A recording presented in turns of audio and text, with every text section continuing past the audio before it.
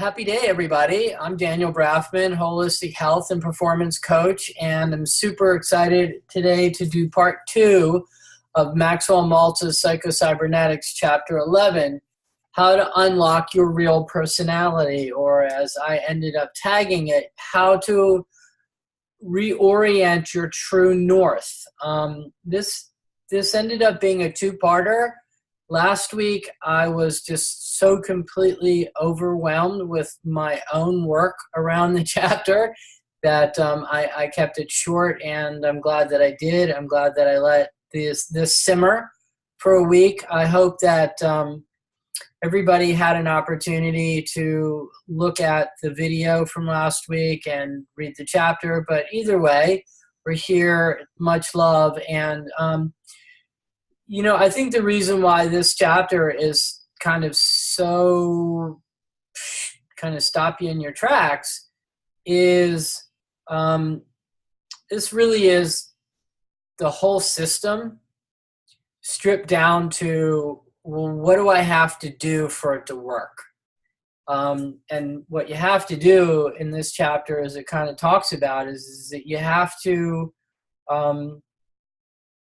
do all your work. You've got to get honest with yourself. You've got to strip the conditioning that's not working for you. You've got to upregulate things. You've got to take friction out of areas. But I think mostly what we all need to do is we need to get a lot more sensitive to the degree that we're picking up the negative feedback that is helping us orient ourselves. We should be in a constant state of counterbalance. That's really how we keep things appearing to go straight versus reactivity. And that reactivity, is something that I was actually talking to somebody about today at the farmer's market, just one of these random kind of conversations that Daniel seems to find himself in a lot. But anyway, it really is, you got to get honest with yourself. You've got to pay attention to the results that you're getting, and you've got to be as whole as you can be. There are a lot of things that are happening in our worlds that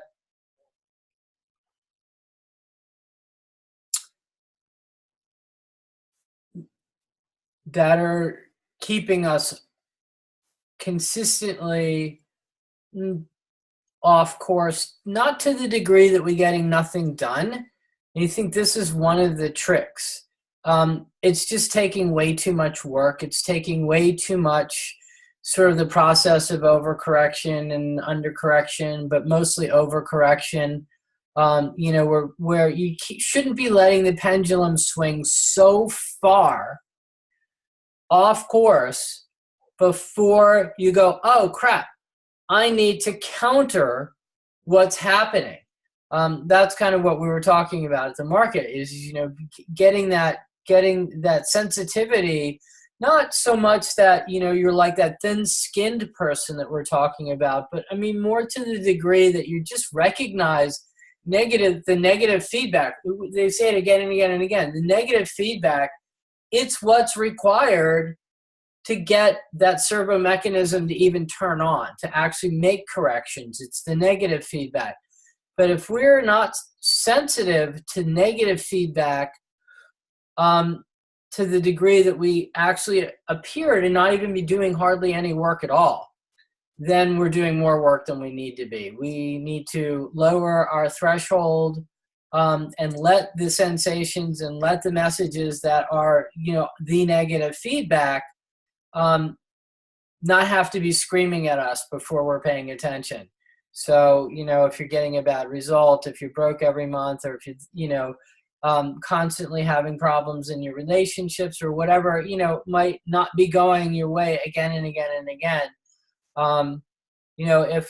If you want to think about, especially if it involves relationships, and the relationships is really what it's all about in the end, it's the other people that we're dealing with.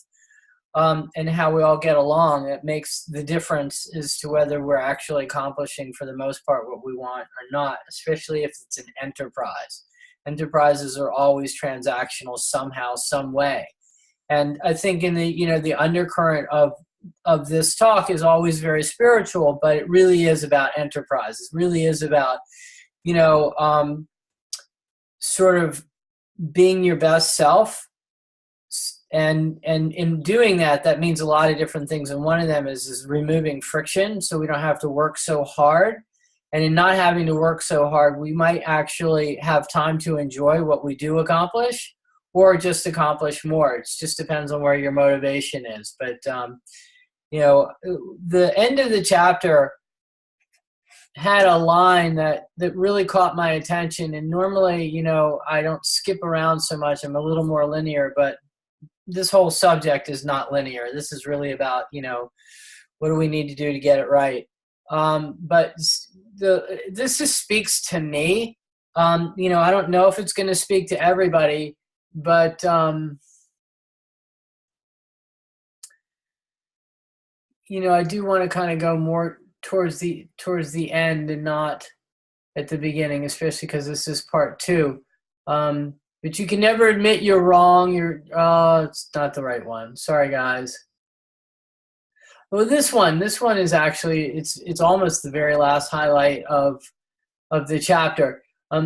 You must act first. Start moving toward the goal, then correct any errors that may occur. You cannot think first and then act afterwards. I think that that's what, I do. That's what a lot of people that I know do, maybe because I attract likes. But, we're all trying to figure out what we're supposed to be doing and how we're supposed to be doing it before we're doing it. And so we don't really actually know what the corrections are that need to be made because we're not moving anywhere.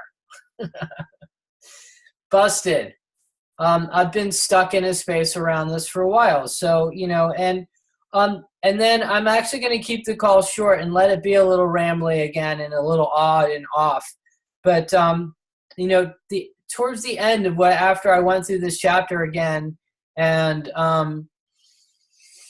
just stewed on it, like I said, for the week, the thing that we're here for ultimately is to connect with our godliness.